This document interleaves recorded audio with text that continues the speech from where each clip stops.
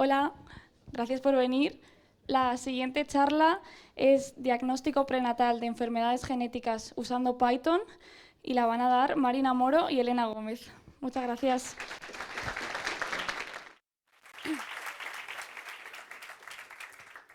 Bueno, pues hola, muchas gracias. Bienvenidos y bienvenidas a todos. Vale, pues vamos a hablar sobre cómo diagnosticar enfermedades antes del nacimiento usando Python. Em, Primero que nada, una pequeña presentación. ¿Quiénes somos? Yo soy Elena Gómez, soy bióloga sanitaria. Actualmente estoy trabajando en industria farmacéutica y biotecnológica en el área de garantía de calidad y regulatorio. Y yo soy Marina, soy ingeniera biomédica, actual investigadora predoctoral en biofísica y bioingeniería, con un poco de suerte doctora el año que viene. Y desde hace un año y poco soy secretaria de Python España. Aún no sé muy bien cómo, porque hoy veréis que no sé programar, pero aquí estamos hablando de Python y siendo secretaria de Python España. Bueno, este es el índice que vamos a seguir. Primero vamos a explicar los conceptos básicos de la genética, luego explicaremos qué es el diagnóstico prenatal para usarlo en un caso práctico. Luego hablaremos de la regulación y la comercialización, de cómo podemos llevar esto al público para, por último, hablar de las aplicaciones clínicas y luego unos para preguntas o respuestas que podáis tener. Bien. Primero que nada, como esto es una charla de nivel básico, queremos asegurarnos que todos estamos en el mismo nivel. Entonces vamos a hablar sobre unos conceptos básicos de qué es la genética y las tecnologías de secuenciación. Ok, la genética es el área de estudio de la biología que busca comprender y explicar cómo se transmite la herencia biológica de generación en generación. Es decir, cómo nuestras características pasan a la descendencia. ¿Cómo se hace esto? Pues con diferentes elementos. Estamos formados por células, dentro de las células hay diferentes partes, pero a nosotros la que nos interesa es que es el núcleo. Dentro del núcleo, si hacemos zoom, vemos que podemos encontrar los cromosomas. Los cromosomas son ADN condensado, los cuales están formados por diferentes tipos de genes.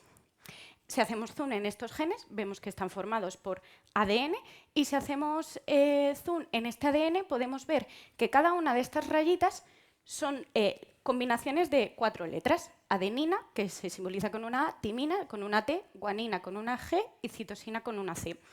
Estas 4 letras siempre van juntas, la A con la T, la G con la C, y forman la secuencia del ADN. Vale, pero podemos decir, vale, pero ¿y cómo esto llega a ser luego nuestras características? Pues porque en esta secuencia de letras en el ADN da lugar a una secuencia concreta de ARN, la cual dará lugar a una proteína específica. De esta manera, si sabemos la secuencia de ADN, podemos saber qué proteína dará. De esta misma manera, lo que pasa es que si en el ADN esta secuencia está mal, hay alguna mutación, la proteína que dará también estará mal y esto podrá dar lugares a diferentes proteínas y a enfermedades. Entonces, vale, ¿y cómo podemos saber esta secuencia de ADN? Pues mediante las tecnologías de secuenciación, que son métodos y técnicas bioquímicas cuya finalidad es la determinación del orden de los nucleótidos. Los nucleótidos son las 4 letras que forman el ADN. En general, cómo funcionan estas técnicas, coges la muestra de ADN, la pones en el equipo y estos equipos lo que hacen es romper la cadena de ADN para que luego, mediante diferentes técnicas analíticas, ven cómo estos fragmentos están divididos y cuál es el orden de estos fragmentos. De esta manera, el último paso de estas tecnologías es ensamblar la cadena de ADN, identifican en qué orden van los fragmentos, los vuelven a poner en el mismo orden y así sabemos cuál es la secuencia del ADN original. Por no dar mucha información de esto, diré que en general hay varios tipos de técnicas con diferentes características, todas tienen sus pros y sus contras, y han ido evolucionando con el tiempo. Son técnicas analíticas complejas, dan para bastante, dan para una asignatura de máster y todo, así que, pero sí, decir que han ido evolucionando bastante, igual que antes un ordenador ocupaba una sala entera y ahora todos llevamos un ordenador en el bolsillo, como son nuestros móviles, pues con las tecnologías de secuenciación lo mismo. Y ahora que ya tenemos estos conceptos básicos claros, podemos ir específicamente a lo que va la charla, que es qué es el diagnóstico prenatal. Para daros un poco de contexto, deciros que existen alrededor de 6.000 enfermedades genéticas, lo cual es bastante, y que el 10% de la población va a sufrir o ha sufrido una enfermedad genética a lo largo de su vida. De nuevo, parecen números muy pequeños, pero en realidad si lo pensamos es mucha gente. En concreto, en el caso de neonatos, que es de lo que va esta charla, el 4% de los neonatos portan ya una enfermedad genética. Y de las muertes que se dan en neonatos, el 21% son debido a estas enfermedades. Entonces, con estos números podéis observar que realmente esto es un problema al que hay que plantearle soluciones, es bastante relevante, y ahí entra lo que es el diagnóstico prenatal. El diagnóstico prenatal es la identificación de estas enfermedades genéticas antes del nacimiento. ¿Por qué? Porque sabiendo si el embrión porta una enfermedad genética, podemos abordar esta situación de la mejor manera posible, ya sea planteando el tratamiento, si es que lo necesita, que habrá en un futuro, dando soporte a la persona progenitora, a la persona gestante, o, en el peor de los casos, planteando el aborto. No se hace en todos los casos de embarazo porque estas técnicas, como bien ha dicho mi compañera, son complejas, son caras, llevan tiempo. Entonces, este diagnóstico prenatal se hace en casos específicos en los que haya una sospecha de que el feto puede portar una enfermedad genética. Por ejemplo, si la edad de los progenitores es elevada, puede haber riesgo de enfermedades genéticas, se puede realizar un diagnóstico prenatal, o si los progenitores ya portan mutaciones que puedan dar lugar a enfermedades genéticas en el embrión o ellos mismos incluso que ya porten una enfermedad genética. También se puede hacer el diagnóstico prenatal en casos de que ya haya hijas existentes que ya tengan una enfermedad genética o estas mutaciones, o si hay indicios, se han hecho otras pruebas clínicas que dan lugar a estos indicios de enfermedad genética en el embrión. Hay un caso específico que a lo mejor os suena en la reproducción asistida, en la reproducción in vitro, en la fecundación in vitro, que es el diagnóstico preimplantacional. Es un tipo específico de diagnóstico prenatal que consiste en esos embriones de esta fecundación in vitro, en analizar el ADN, el material genético de estos embriones antes de implantarlos en la persona gestante, para así evitar, si es que hay alguno con una enfermedad genética, pues que el futuro bebé pues la tenga. Como ya digo, esto no se hace en todos los casos porque son pruebas caras y es que necesitamos, evidentemente, pues, coger una muestra de ADN de la persona gestante, en concreto del embrión, y esto no es sencillo. Hay muchas técnicas. No todas ellas son fáciles ni son placenteras. Las tenemos no invasivas e invasivas, dependiendo de esta técnica, y cada una de ellas tienen una particularidad, miran algún defecto o mutación en particular. Cada una sirve para una cosa. Entonces, empezando por las no invasivas, tenemos el ultrasonido, que es las ecografías de siempre, todo el mundo las conoce, que son simplemente para ver defectos a simple vista. Un ultrasonido, una ecografía, realmente solo es como una foto, ¿no? O sea, no estamos viendo el ADN del embrión.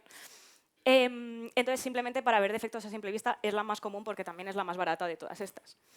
Tenemos también luego, como no invasivo, el análisis hormonal a partir del estudio de hormonas en la sangre de la persona gestante.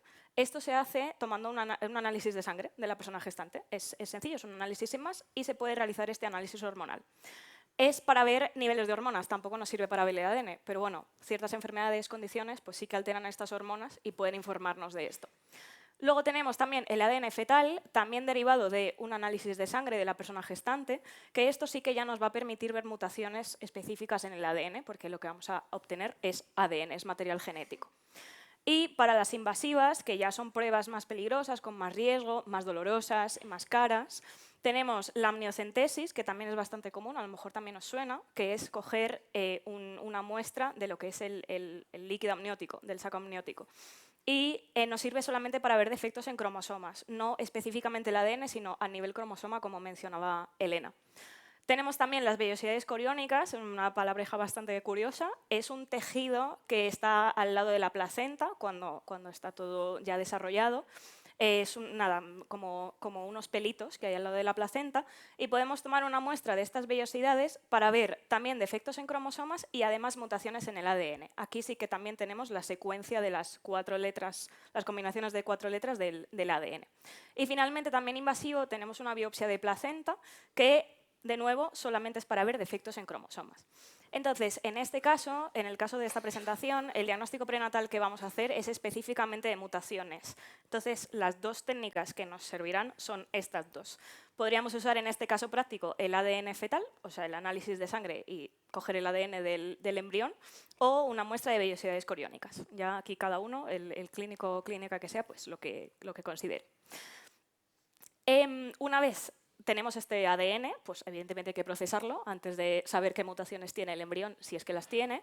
Y aquí os presento el workflow más común en el caso este de que queramos ver mutaciones. Primero, en laboratorio se extrae el ADN, o sea, vamos a coger una muestra, pero ahí hay muchas cosas, hay que aislarlo, hay que prepararlo. Si alguien aquí es bioquímico o bioquímica o trabaja en laboratorio, pues sabe, bueno, el protocolo este de extracción de ADN, pues esto. Para luego también prepararlo. Es importante prepararlo. Le ponemos aquí en azul, podéis ver como unas guías en el inicio y el final de estos segmentos. Aparte de para conservar la muestra, también para luego saber dónde leer, cómo leerlo y tal. Porque estas muestras ya ADN preparado lo vamos a meter en estas maquinitas de secuenciación, las tecnologías de secuenciación que mencionaba Elena, que son las que nos van a dar esa secuencia de letras, nos va a leer el ADN, porque el ADN como tal pues, es una cosa blanquecina, esto nos da las letras específicas del ADN. Por eso hay que prepararla, porque en estas máquinas pues, no se puede meter ahí a tope y ya está. O sea, hay que bueno, preparar la muestra bien. Y una vez tenemos esta secuencia con las letras del ADN, lo que hacemos es el análisis de estos datos. Y en nuestro caso, que vamos a buscar mutaciones específicas, vamos a buscar esos cambios de letras que hay respecto a un gen de referencia.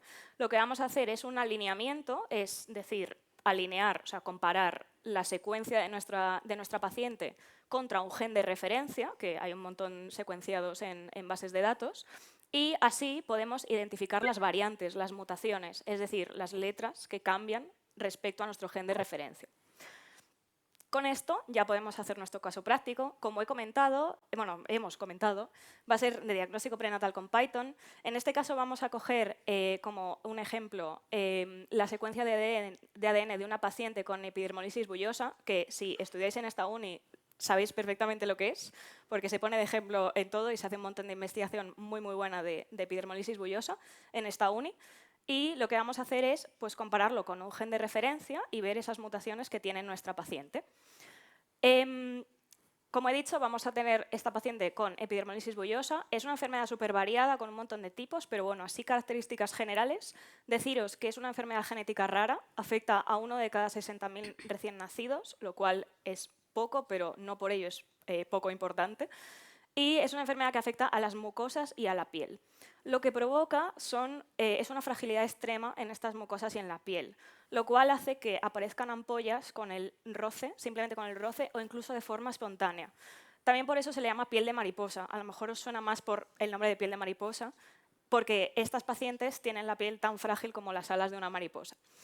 Y, evidentemente, esta aparición de ampollas y de heridas puede dar lugar a otras complicaciones más graves, como hay lesiones dentales, atrofia muscular, estrechamiento de vías de mucosas, como las respiratorias, gastrointestinales, urogenitales, y en el peor de los casos también cáncer y, por supuesto, la muerte. Hay muchos tipos y cada uno con una mortalidad distinta. Hay algunos tipos de epidermolisis bullosa que pueden vivir toda la vida o tener una esperanza de vida larga, pero otros son bastante graves, pueden provocar la muerte en muchos casos. Tienen una tasa de mortalidad bastante alta. Es una enfermedad genética, por eso nos sirve para el caso práctico de hoy, para ver estas mutaciones. Es causada por mutaciones en genes de proteínas de la piel o de las mucosas, como son el colágeno 7, las lamininas, las integrinas, etc.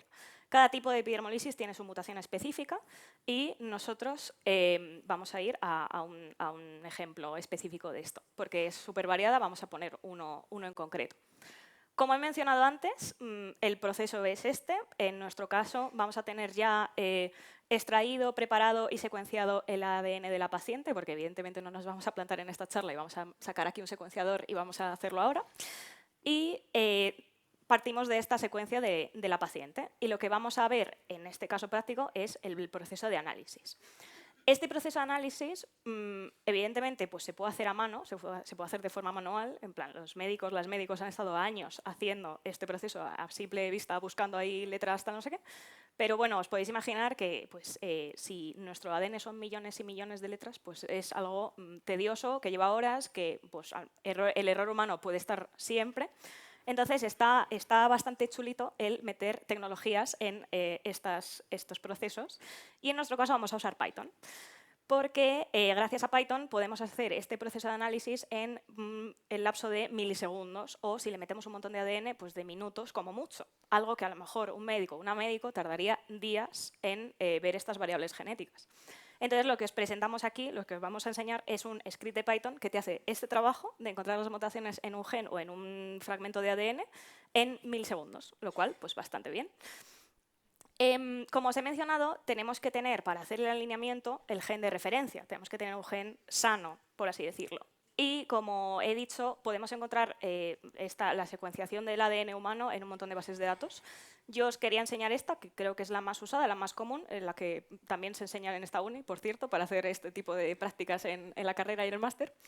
Y es muy facilita, ¿vale? Simplemente si ponéis la subbase de datos nucleotide, aquí podéis poner un gen y os van a salir resultados de estos genes. Vamos a poner como ejemplo el colágeno tipo 7, porque bueno, nos centraremos en una mutación de este gen.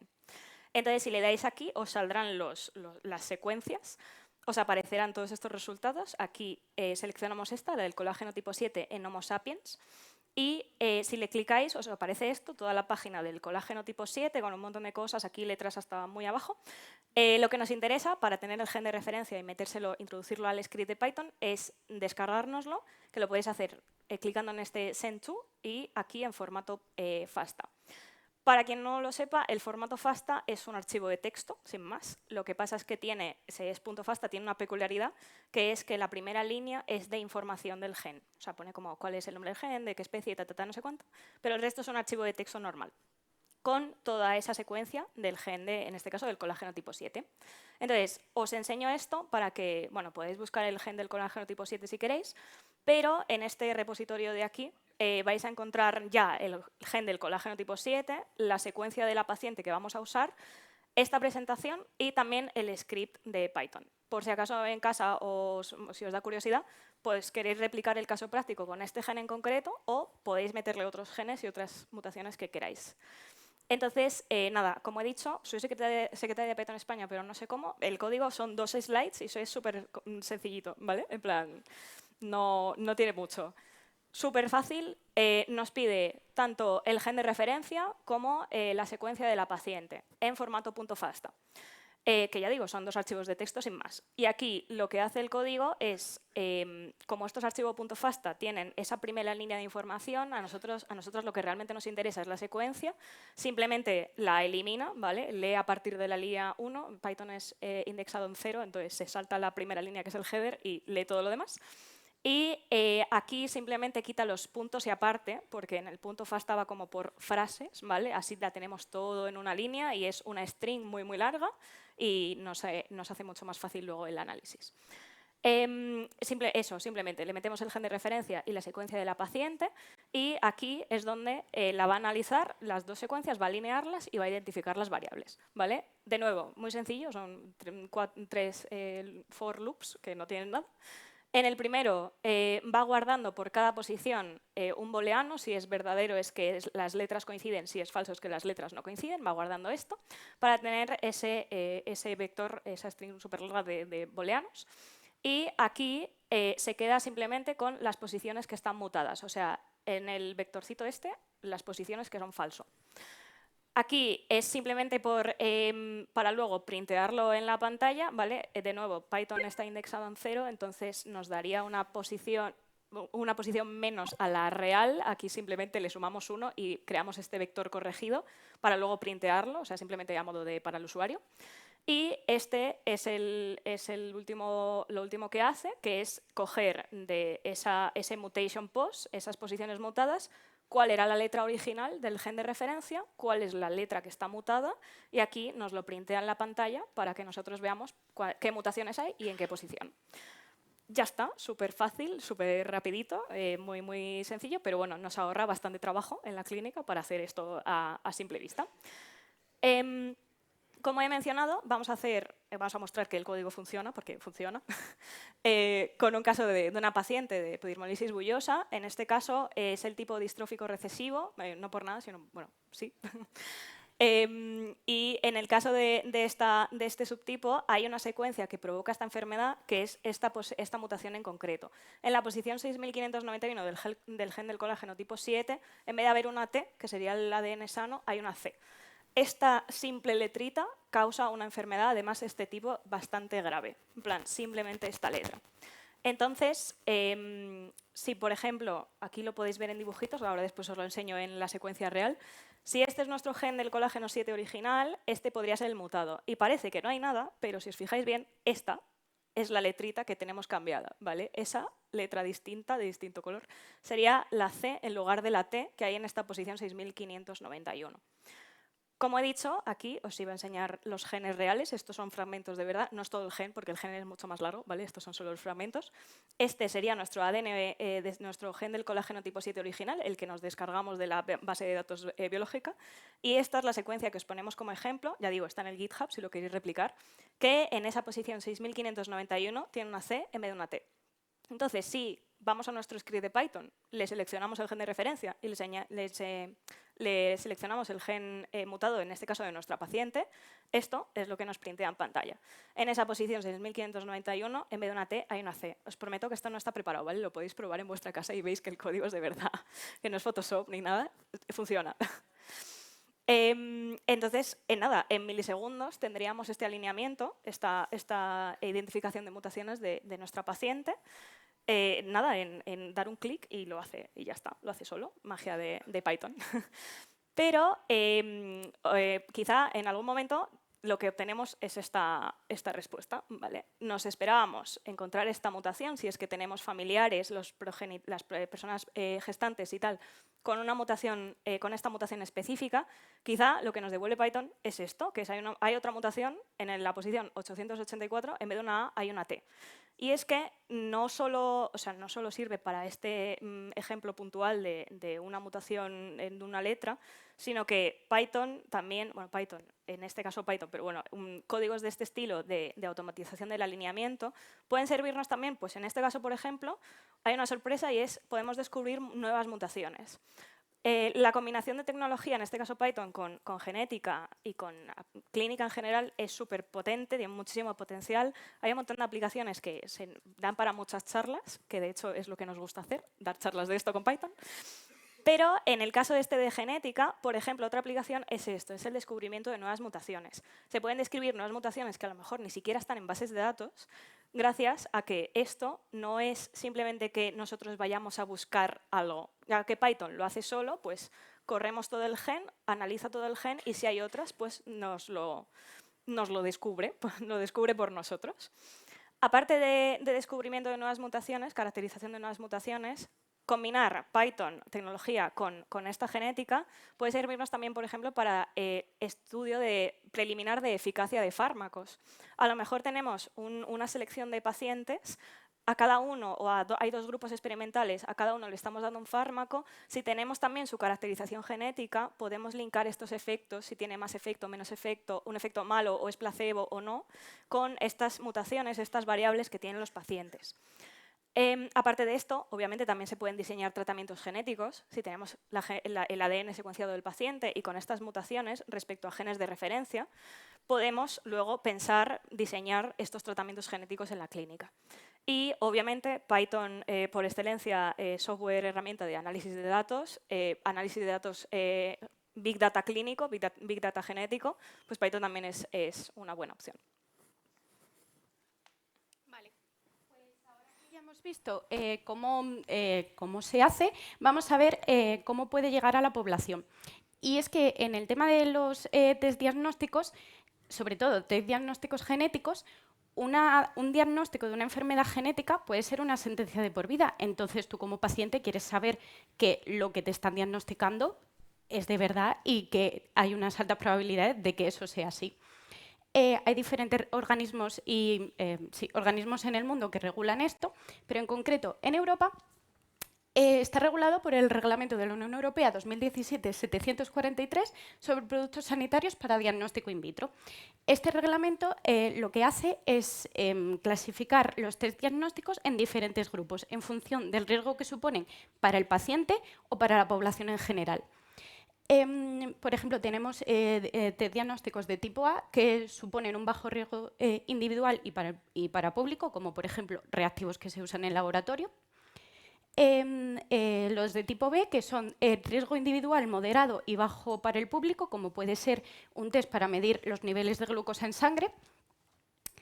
De tipo C, que son riesgo moderado individual y público. Esto, por ejemplo, serían los test para enfermedades diagnósticas. Y por último, el tipo D, que es un alto riesgo individual y público, como por ejemplo un test para saber cuál es tu tipo sanguíneo. En función de en qué grupo se clasifique en nuestro test diagnóstico, tendrá que pasar ciertos puntos de control antes de poder ser comercializado y antes de poder llegar a los pacientes. Pero en general, en nuestro caso, para los test diagnósticos prenatales, siempre estarían dentro de estos dos grupos. De esta manera, si queremos comercializar un test de este tipo, vamos a tener que pasar bastantes puntos de control antes de poder asegurarnos que nuestro test es eficaz y es seguro. Vale, y ahora que hemos expuesto todos estos, cómo podemos identificar una mutación genética, a lo mejor alguno se puede estar planteando, bueno, pues esto me lo puedo hacer yo en casa. Secuencio mi ADN, tengo toda mi secuencia, busco referencias de cómo es el gen sano y en la bibliografía pues puedo ver qué significa cada una de las mutaciones que tiene mi ADN. Bueno, mi recomendación es no, no hagáis esto en casa. Porque hay una cosa muy importante a tener en cuenta y es que la genética, la biología en general, todavía está en desarrollo, todavía se están descubriendo cosas nuevas, entonces no es tan fácil interpretar las diferentes mutaciones, la diferente información. Y es por esto que tú en la bibliografía puedes encontrar algo, pero a lo mejor esa bibliografía está desactualizada, porque esto cambia en cuestión de días.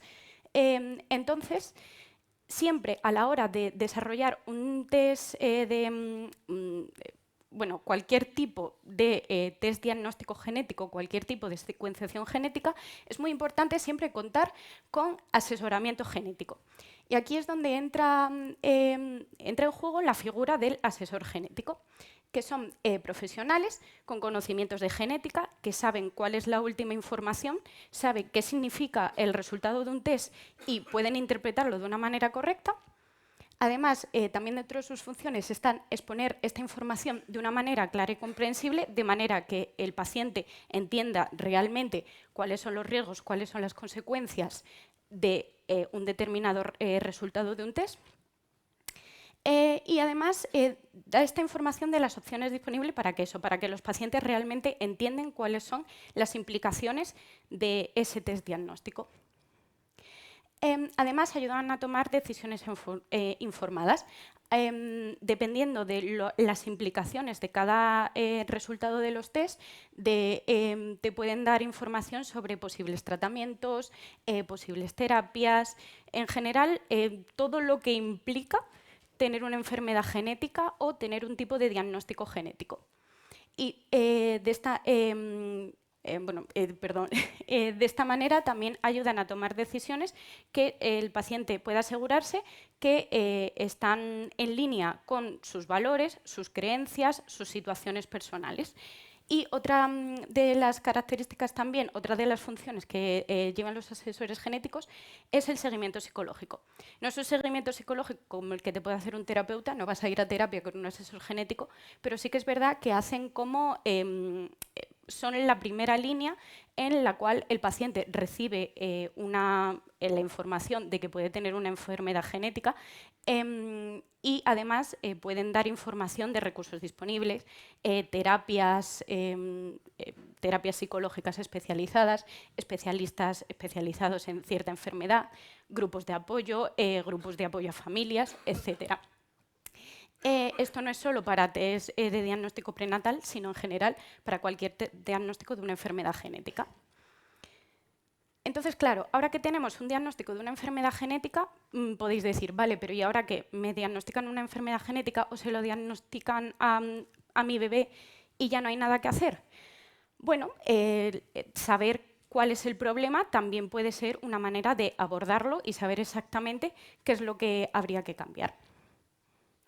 Entonces, esto se puede usar, se podrían curar las enfermedades genéticas. Bueno, aquí en concreto voy a traeros un ejemplo que a lo mejor algunos habéis visto, y es que hace poco salió una noticia de que, pues, por ejemplo, científicos japoneses logran eliminar el cromosoma extra característico del síndrome de Down. Para poneros a todos en contexto, el síndrome de Down es una enfermedad causada por una trisomía en el cromosoma 21. Los humanos somos seres diploides, es decir, tenemos 23 cromosomas, 2 copias de cada uno, entonces 46 en total. Los individuos con síndrome de Down en el cromosoma 21 tienen 3 copias. Esta no es la única trisomía, puede haber más, pero sí que es la más conocida porque la mayoría de trisomías no son compatibles con la vida. El embarazo nunca llegaría a término. Y de todas las trisomías, estos son los que tienen una esperanza de vida más larga. Entonces, bueno, con estas noticias que salen aquí, no tengo yo nada en contra de estos medios de comunicación en específico, pero sí que es verdad que después de leer esto podemos decir, han encontrado una cura para el síndrome de Down. Bueno, la realidad es que esto es otro apunte que quiero que os llevéis de esta charla, y es que siempre que veáis noticias que no son papers, que no son artículos científicos, cojáis con pinzas lo que quieren decir. Porque de todas las noticias en general diciendo esto, hacen referencia a estos 2 artículos. Esto también es otra cosa, referencian estos 2 artículos, pero tampoco no queda muy clara cuál es el que del que de verdad sacan la información. Pero bueno, en general son estos 2 artículos de los que sacan la información, los cuales no están diciendo que hayan curado el síndrome de Down, ni siquiera que hayan eliminado el tercer cromosoma causante del síndrome de Down. Lo que dicen es que han cogido una muestra de piel de una persona con síndrome de Down y en esa muestra de piel, mediante un mecanismo de edición genética, han conseguido inactivar esa tercera copia. De esta manera, el cromosoma sigue ahí, pero ya no hace efecto. ¿Cómo se hace esto? Bueno, pues a lo mejor algunos estáis familiarizados con métodos de edición genética, CRISPR-Cas, que es un método de edición genética que nos permite cambiar la secuencia de ADN a nuestro gusto. Por ejemplo, pues si vemos que en una secuencia de ADN hay una mutación, podemos ir a ese gen que tiene esa mutación completa y cambiarlo. O queremos meter otros genes dentro de un ADN, pues también podemos con esto. Y claro, esta terapia, para empezar, se ha probado solo en células, ni siquiera se ha probado en organismos enteros. Luego, aparte, probar la edición genética en organismos enteros es muy complicado porque tenemos muchas células, entonces tendríamos que conseguir que en absolutamente todas ellas hubiese esa transformación y, aparte, esta terapia no promete curar el síndrome de Down, lo que promete es que se podría llegar a utilizar como terapia para personas ya nacidas con síndrome de Down para aliviar ciertos síntomas o ciertas consecuencias que trae consigo el síndrome. Como por ejemplo, estas personas tienen una probabilidad más alta de leucemia, entonces con esta terapia lo que se pretendería sería ir concretamente a las células que son causantes de la leucemia, transformarlas para que se inactive esta tercera copia y así eliminar el riesgo de una mayor probabilidad de leucemia. Pero claro, con estas noticias a lo mejor decís, bueno, pues ya está, pues no va a volver a haber gente con síndrome de Down. Esto no es lo que dicen las noticias. Y claro, el tema de la edición genética siempre hay un alto debate con ello, porque hasta qué punto es ético hacer bebés a la carta, transformar individuos para eliminar ciertas enfermedades o para hacerlo mejores, porque ahora estamos hablando del síndrome de Down, pero imaginaros que mañana se descubre un gen que hace que tengamos los ojos azules y el pelo rubio. Ya sabéis por dónde voy, ¿no?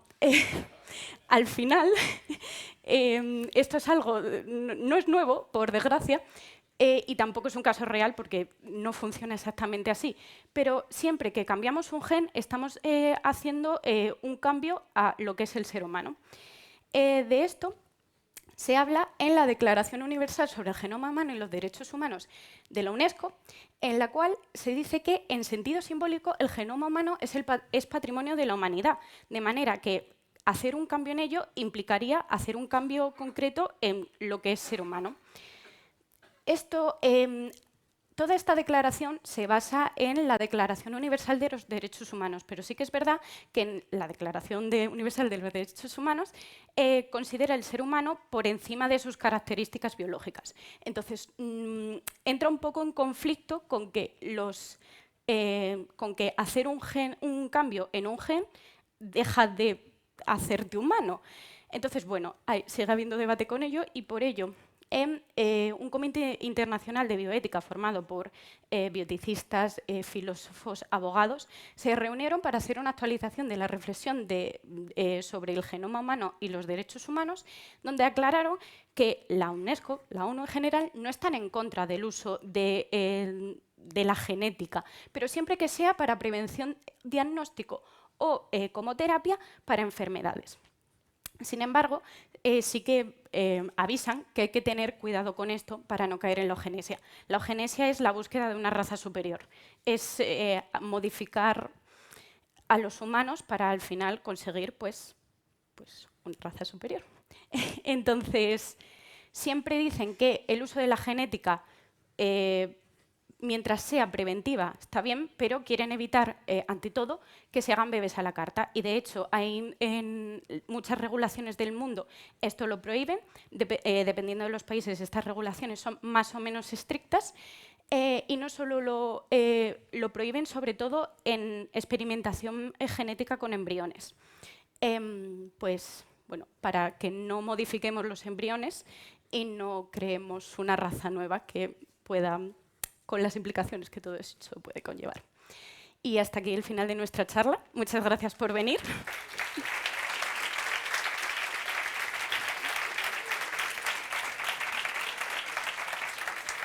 Bueno. También decir, estas son nuestras redes. Si alguien no quiere hacernos una pregunta ahora, podéis contactarnos mediante estos medios y también, pues, como ha dicho mi compañera, que tenéis toda la información de la charla.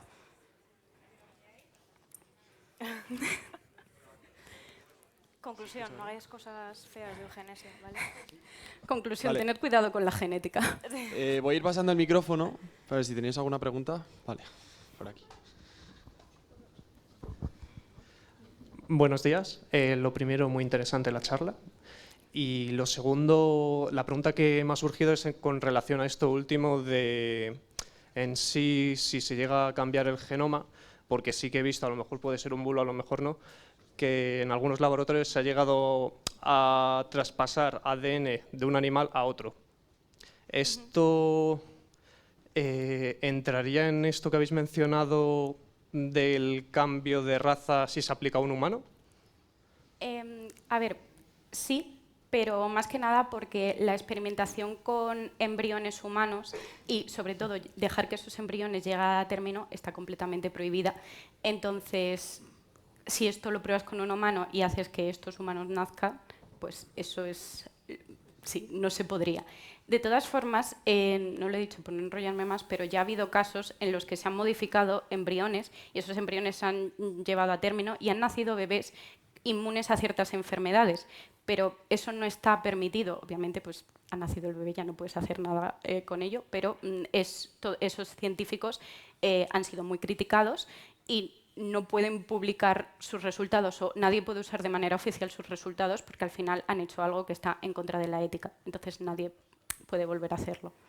De hecho, esa es una noticia de un señor también japonés que, si no recuerdo mal, eran dos niñas, dos bebés, que las hizo inmunes, si no recuerdo mal, al Alzheimer o algo así. Era una enfermedad neurodegenerativa. Y lo que dice mi compañera, realmente, o sea, nacieron y están bien, pero bueno, ese señor no es ya solo que no pueda publicar su trabajo, sino que desapareció en condiciones extrañas. Así que, bueno, pues sí, otra vez más el mensaje de, pues no hagáis esto en casa, ¿no? En plan, es ilegal.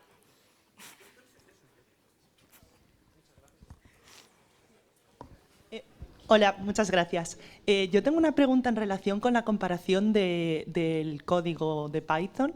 Decíais que para hacer la comparación de un gen concreto, que entiendo que es un gen que seleccionáis en función de la predisposición genética que tenga la persona, ¿es posible y tiene sentido hacer la comparación de todo el genoma de una persona para poder detectar más mutuaciones? Sí. Por eso decía que, bueno, este caso específico era en este gen con esa mutación, pues para que sea ilustrativo, pero que esto en realidad también abre sobre todo campo a el descubrimiento de nuevas mutaciones, el meterle todo el ADN, porque Python no se cansa y lo hace solo y lo hace automático, meterle todo un ADN y que saque todas las mutaciones. Así, en caso práctico, el ADN tiene un montón de partes que son no codificantes. Sería inteligente meter solo las partes codificantes, pero bueno, por poder se podría meter todo. Y sí, justo esto. O sea, el usar herramientas que automatizan este proceso abre el campo a esto, porque claro, una persona no se va a poner con las millones y millones de letras a mirarlas una a una, pero por supuesto, sí. Uy, se ha apagado esto, ¿no? No se me sigue escuchando. Sí, ahora bien. ¿Y tenemos idea de cuánto tiempo puede llevar a hacer eso y cuánto puede ser el coste que lleva asociado? ¿O por ahora todavía no? Claro, bueno, yo tampoco he probado a meter cosas más grandes. Esto tardaba menos de un segundo, Claro. asumo. O sea, si metes ya millones y millones de letras, que puede tardar minutos, no sé si horas. Y de coste asociado, en realidad, si esto se llegara a hacer en la clínica, el coste del análisis computacional es el mínimo. O sea, lo que es realmente caro son las tecnologías de secuenciación y hacer los test de secuenciación. Así que este coste de tecnología, pues sí lo tendría, pero sería bastante mínimo en comparación con el resto de la técnica. Que de hecho ya existen ejemplos de secuenciación entera de tu ADN. Hay test, por ejemplo, el de 23andMe, tú mandas una muestra de tu ADN y te saca toda tu secuencia. Pero claro, eso es lo que digo del consejo genético. Al final tú recibes un informe en el que dices, tienes 30% más de probabilidad de tener esta enfermedad en específico. Pero es que mañana a lo mejor es un 50%, a lo mejor mañana es que eres resistente a esa enfermedad. Entonces, por poder se puede hacer, no sé exactamente cuánto cuesta, sí que sé que tarda una semana, pero no sé exactamente cuáles son sus tiempos. Entonces, bueno, pero por poder podéis hacerlo, pero yo recomendaría que no. Vale, muchas gracias.